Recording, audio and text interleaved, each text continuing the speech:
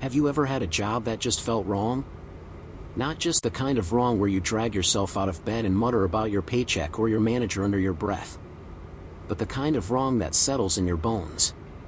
The kind that makes your skin itch and your gut whisper, "You shouldn't be here." That's my job. I work alone as the Lighthouse Keeper at a place called Blackridge Point. You've probably never heard of it, and honestly, that's for the best. It's not on any popular maps. No tourists ever come close. Even locals pretend it's not there. And you know what? They're right too. Because something about Blackridge Point feels like it was never meant to be found, like the earth itself regrets making room for it. Now, normally, a lighthouse is supposed to help ships shine a light so they don't crash into rocks or get lost at sea. That's the idea I had when I accepted the position. I thought I'd be doing something good, helpful, maybe even noble. But here, at this lighthouse, the light doesn't guide anything. It traps something. It holds it in. The beam isn't a welcome, it's a warning. And tonight's not like the others. Tonight, I found something I was never supposed to find. I wasn't even searching for anything unusual when I found it. It was just a routine night shift, one of the hundreds I've done in this cold, salt-bitten tower that groans with every gust of wind. You'd think after 2 years, I'd have seen it all. But this place always holds something back, just long enough to make you think it's safe. That night, I had decided to clean the supply room. Just something to break the endless silence. The room was cluttered with old, forgotten things, cracked lanterns, rusted tools, and thick manuals that hadn't been opened in decades. It smelled like mold and old wood. And something else. Something sharp in the back of the throat. I was moving a stack of unused logbooks when I saw it. A brittle sheet of yellow paper, wedged between the back wall and a shelf support beam. I pulled it free. It crackled under my fingers. No title. No signature. Just 7 rules, handwritten in a shaky scrawl that made it feel like the person writing it hadn't slept in weeks. And those rules? They didn't feel like the kind of thing someone made up for fun. They felt lived. Lock the door at exactly 11 p.m. If you hear knocking after that, do not open it. No one you want to see would be knocking. That was the first line. Simple. But chilling. The light must stay on. If it flickers, you must turn it back on immediately. Even if it means going outside. My heart skipped. I had done that before.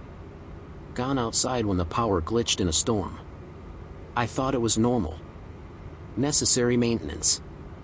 Avoid looking directly at the water after midnight.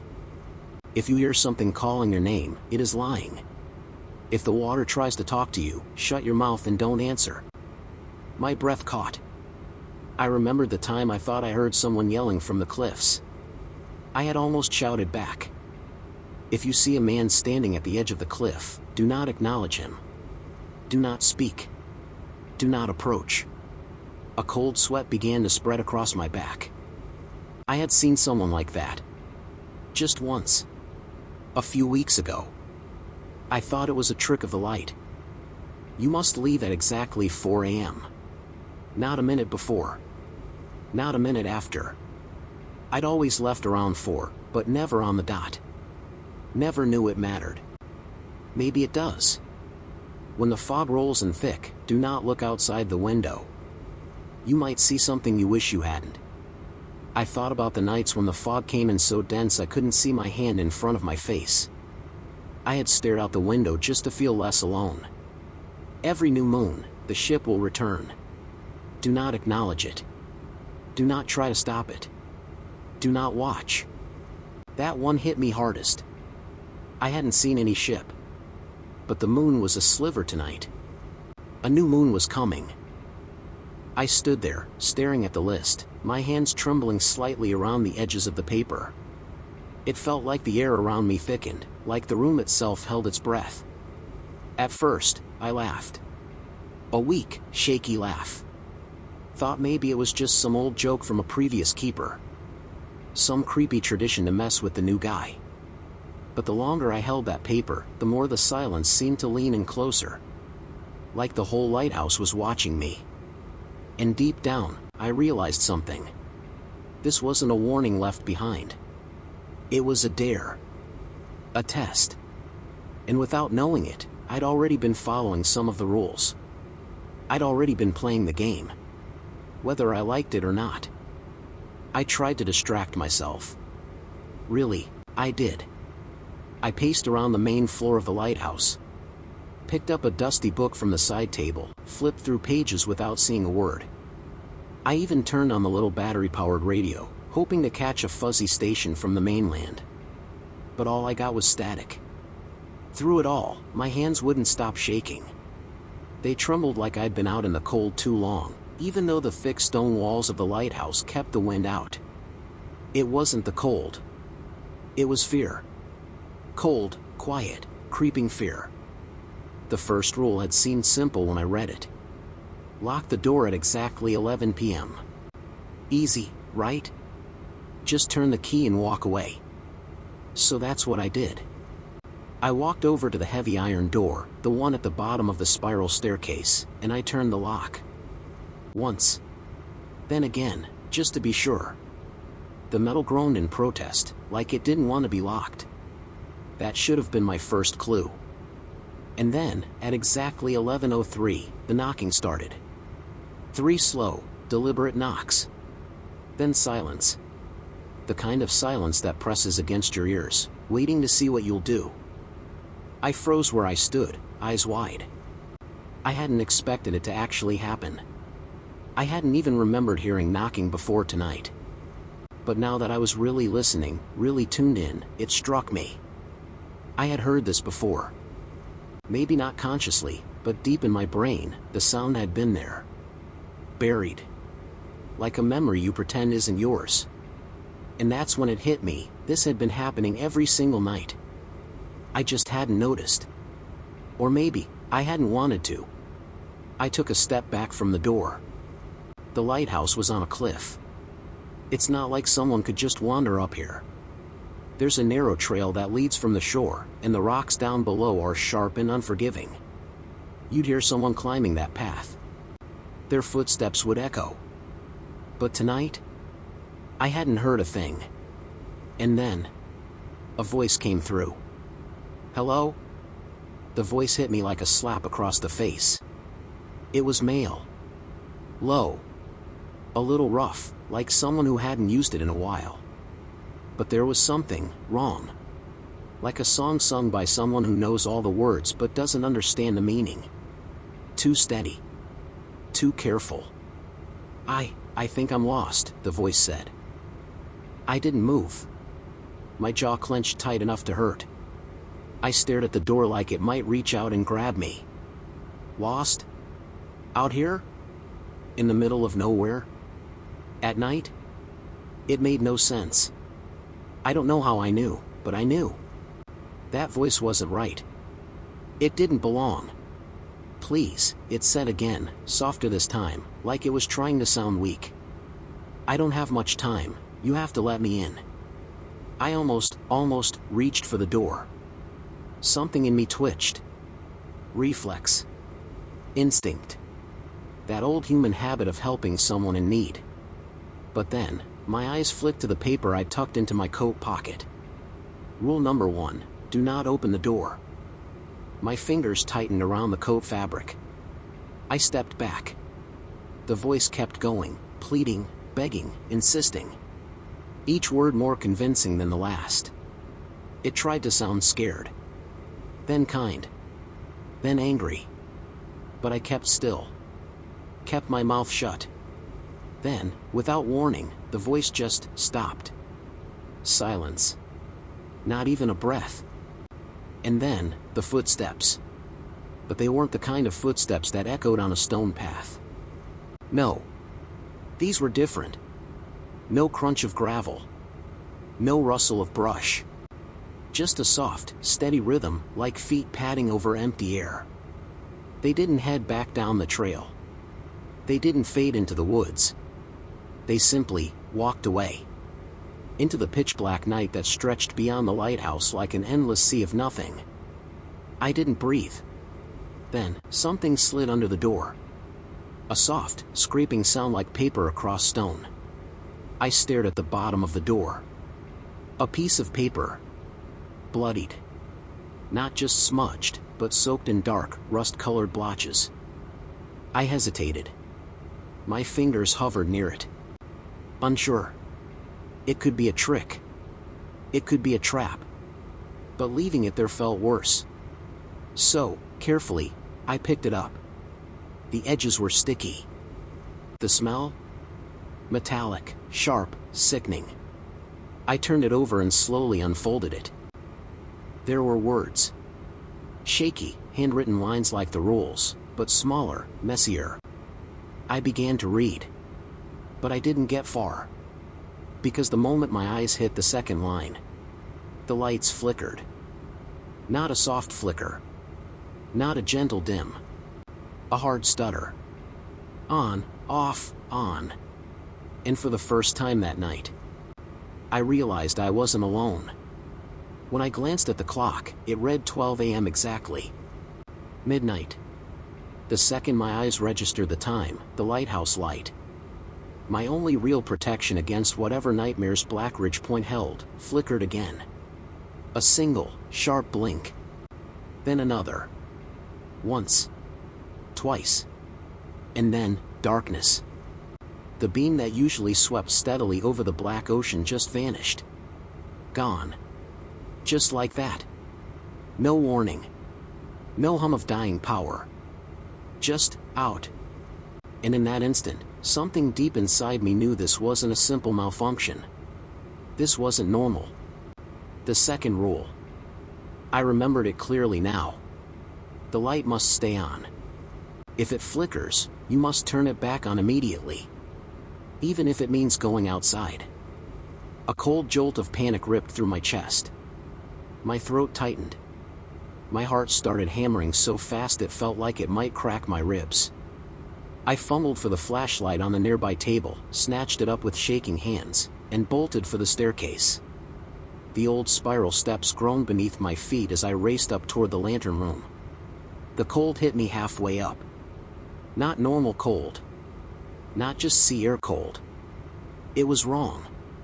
By the time I reached the top, I could see my breath. Thick white clouds spilling from my mouth like smoke from a fire. My fingers were numb already, the metal railing burning my skin like ice. And then, the light above me dimmed to a soft glow, and died. Everything went black. Total, utter, black.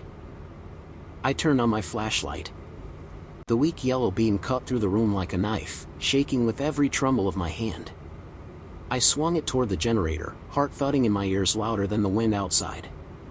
I hit the main switch. Nothing. Not a spark. Not a hum. Nothing. My breath caught in my throat. I moved toward the backup generator, hope clinging to me like a lifeline. But something stopped me. Not a noise. Not a touch. Just a feeling. That crawling, skin-tightening sense of being watched. Of something out there. And then, from the corner of my eye, I saw it. Something was standing outside. Still. Unmoving. Just at the edge of the cliff, past where the light usually reached. It wasn't a person. It looked like a person if you were squinting from far away and had never seen one before. It had the shape. The form. But something was off. It was too tall. Too thin. Its arms hung in a way that made my stomach twist. And where its face should have been, there was just a smear of shifting black. No eyes. No mouth. Just a suggestion of a head, swirling like smoke held in a jar. It didn't move. It just stood there. Watching. Watching me. Or maybe the lighthouse. Either way, the message was clear. The light was off. And it was waiting. I turned back toward the generator, my hands nearly useless from the cold. They slipped off the knobs once, twice, before I managed to grip the ignition switch. I glanced over my shoulder. the shape had taken a step forward. I panicked. Slammed my palm against the ignition. Come on, come on. Come on. With a loud roar, the generator coughed, sputtered, and finally roared to life. The light above me flared. It didn't flicker. It blazed, shooting out through the foggy night like a sword made of fire. The whole room filled with a warm, blinding glow. I turned, heart in my throat, and looked back toward the cliff. Gone. The figure was gone. Not a trace. Not a footprint. Not a whisper in the wind. Just the night. And that cursed, endless sea. What? What was that? I whispered to myself, as if saying it aloud would make it real. My heart thumped wildly in my chest, loud and uneven like a warning drum. My mind spun in circles, refusing to settle. Every second that passed made the silence around me feel heavier, like it was pressing down on my lungs. I tried to distract myself, moving clumsily from one half-done task to another, checking oil levels, adjusting the beams, wiping already clean surfaces, anything to keep my hands moving and my thoughts quiet. But no matter what I did, that sharp edge of unease only grew sharper.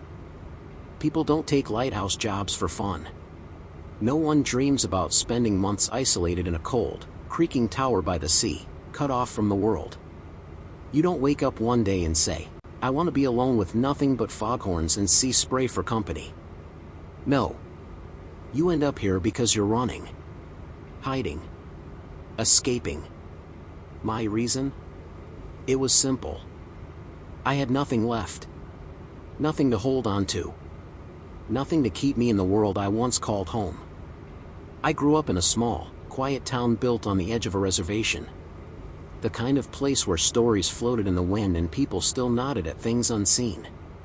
My grandfather was a proud, wrinkled man who'd survived too much and said too little. He used to sit by the fire and tell us stories that sounded more like warnings than tales.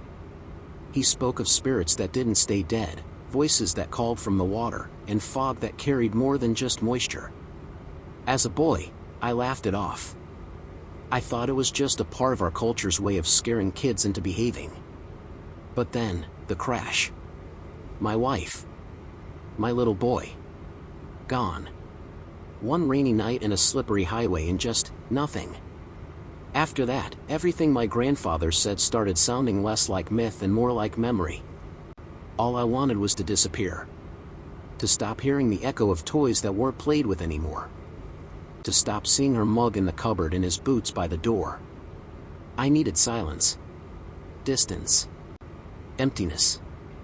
So when the job at Blackridge Lighthouse came up, I said yes without thinking twice. The pay was good, the expectations were low, and best of all, no one asked questions. But now I was starting to wonder if I hadn't chosen this place. If it had chosen me. I tried to shake it off. Told myself I was just tired, that grief does weird things to the mind. I sat back down with my coffee, the cup trembling in my hand. Then, the old grandfather clock ticked past 12:30. And I heard it. A voice. Hello? I called out, more habit than hope. But the hairs on my arms stood up. It was outside. By the water. And it said my name. Clear. Soft. Familiar. My whole body stiffened. My mouth went dry. Rule number 3 of the Blackridge Keeper's manual, avoid looking directly at the water after midnight. At first, I joked about the rules. Laughed them off like some weird initiation prank when I first got here. But I followed them. Always. Until now. Because that voice wasn't just any voice. It was my mother's. And she's been gone for 10 years. No, no, no, I whispered. But even as I said it, my legs began to move. Like they didn't care what the rulebook said. Like they belonged to someone else. I made my way to the small circular window, the one that gave me the perfect view of the sea. I didn't even realize I was crying until the salt from my tears stung the corners of my mouth. Come down here. Please. I need you. That voice, it was her. The gentle way she used to call me when dinner was ready. The way she used to soothe me when I cried after nightmares. My hands clenched the windowsill. My knees locked. My brain screamed don't, but my heart whispered what if. Then, I saw it. The water wasn't calm. It was moving, twitching almost, like it was panicking. Something wasn't coming through the water. Something was pushing the water away. It churned, spun, and pulled back in slow, hesitant waves, as if it wanted nothing to do with what was rising from below. I couldn't breathe. Because it began to take shape. Not a man. Not a woman. Not any creature I'd ever seen or read about. But a shape. Living. Wrong. Impossible. It didn't belong in this world. No. No, what the hell is that? I whispered, my voice cracking. And for the first time in my life, I realized that water, the very thing we need to live, the thing that brings life and peace and calm, could be horrifying. Oh my God. Oh my damn God. My survival instincts kicked in, sharp and fast. My eyes slammed shut without permission. And then, the sound. A scrape. Right against the window. Slow. Scratching. Like fingernails. One by one. I froze. I didn't breathe. The only thing I heard was the pounding of blood in my ears. Then, silence. No voice. No whispers. When I dared to open my eyes, the window was fogged with thick condensation. And written across the glass, as clear as daylight. Don't break the rules. By now, I was a wreck, completely drained, inside and out. My nerves felt like frayed wires sparking with every sound. My fingers wouldn't stop trembling, even when I clenched them into fists. My chest was tight, like something heavy had settled inside it and refused to move. I kept telling myself that if I could just make it to morning, things would be okay. Maybe it would all seem like a dream. A horrible, twisted dream. I just had to hold on. But my body didn't believe my thoughts anymore. I was tired. And scared in a way I hadn't known a person could be scared. I don't even remember how the hours slipped away after that thing at the window. One moment, it was just after midnight. Then it was nearly 4. My mind had stopped keeping track of time, like it knew it didn't want to be awake for what came next. At 3:45, the world changed again. It started with a smell, wet and heavy, like rotting seaweed and damp rope. Then, the fog came in. Thick. Too thick. It rolled in like it had a mind of its own, curling around the lighthouse in heavy blankets, choking the light. I could barely see the edge of my own desk. It was the kind of fog that didn't just block sight, it swallowed sound too. Everything became muffled. Still. I tried to keep my eyes down. I really did. I stared at the floor, blinked fast, focused on the beat of my heart. But then, I heard the creak of wood. Old, splintering wood under pressure. Then another sound, metallic, low and dull. It rang out in the distance like a bell being swayed by an unseen hand. A ship's bell. I stopped breathing. Carefully, like a child hiding under the covers, I turned my head just enough to look through the window again. The fog was so thick, I thought I'd see nothing. But then, faintly, like a memory rising from deep sleep, I saw it. A ship. Barely visible. Like a shadow in the mist. It glided across the surface of the ocean, too smooth, too quiet. No splashing. No waves around its hull. It didn't disturb the water at all. It was just moving. Silently. As if it wasn't part of the world we know. Its sails were torn, flapping gently like old fabric left to rot. The wood of the ship was cracked, discolored, and yet it held together as if stubbornly refusing to sink. It was wrong. This ship didn't belong to this time, maybe not to any time. And then I saw the figures. They stood along the deck. Still. Watching.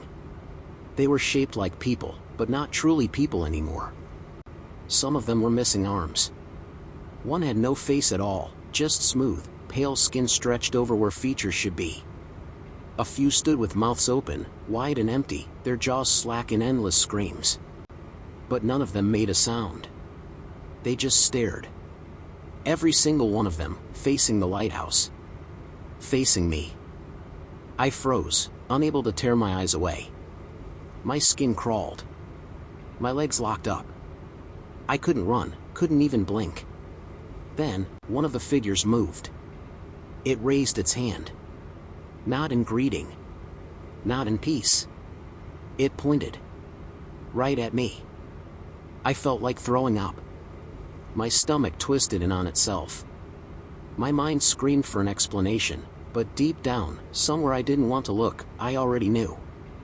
This wasn't some forgotten ghost story passed down from drunken sailors. This was real. All of it. The rules. The whispers. The scratching on the window. The voice that sounded like my mother. The ship. It wasn't just floating through the mist for no reason. It was coming back. Again. And again. And again. And now I understood why. The bloodied paper I'd found earlier this night, crumpled and stuffed behind the logs, it had told the truth. I hadn't understood it before. I hadn't wanted to. But now it made perfect, terrible sense. The last keeper, he had made one mistake. Just one. He had let the lighthouse go dark, even if only for a minute. And in that minute, the sea took what it wanted. The ship had crashed. Lives were lost. Or maybe something worse than lives. Now, every new moon, the ship returned. Searching. Yearning. Not for answers. For vengeance. And if it couldn't find him, the one who had failed, it would take whoever had replaced him. Me. My legs gave out, but I caught myself on the desk. I turned away from the window. I didn't want to see it vanish. I didn't want to watch those lifeless faces melt into the fog. But I knew it had disappeared. Back into the sea. For now. And something inside me whispered the truth I didn't want to say out loud. It would come back. And next time, it might not leave empty-handed. I didn't let myself breathe again until my boots touched the damp stone just outside the lighthouse at exactly 4 a.m. The moment I stepped into the open air, my lungs filled with a sharp, cold breath that hit me like a slap. The sky had begun to change, not quite light, not yet morning, just that eerie shade of gray that makes everything feel uncertain. The mist still clung to everything, not as thick as before, but heavy enough that the world still felt muffled and far away. Like the fog didn't want to let go of the night. Like it wanted to hold me there a little longer. I turned around slowly. Behind me, the lighthouse stood tall and silent. The golden beam of its rotating light sliced clean through the mist, like a sword fighting back the darkness. It was steady. Reliable. A symbol of safety for anyone out at sea. But for me, it didn't feel like safety anymore. It felt like a warning. I had done what I was told. I hadn't broken any rules. I'd kept the light going, kept my eyes mostly where they should be, kept myself from listening too closely to voices I shouldn't have heard. I had survived the night. But at what cost? And for how long could I keep doing this? I stood there, staring at the rotating light, as if it could give me answers. I had spent the last 2 years telling myself this place was peace. Telling myself I had found escape in the silence, in the isolation. I told myself that I had run here to find quiet after my life had been ripped apart. But what if that was never the truth? What if I hadn't come here to escape anything? What if I had been called here? The idea slithered into my mind, slow and sickening. What if I wasn't just hiding from pain, but being punished by it? Maybe this wasn't a job. Maybe it was a sentence. Maybe Blackridge didn't offer solitude. Maybe it offered a cage made of fog and regret, a place where men were sent to feel every mistake echo forever in the sea. And suddenly, something became painfully clear. No matter how closely I followed the rules, no matter how loyal I stayed to the routine, how sharp I kept the light, How silent I kept my thoughts. One day, the lighthouse wouldn't protect me. One day, I wouldn't be allowed to leave.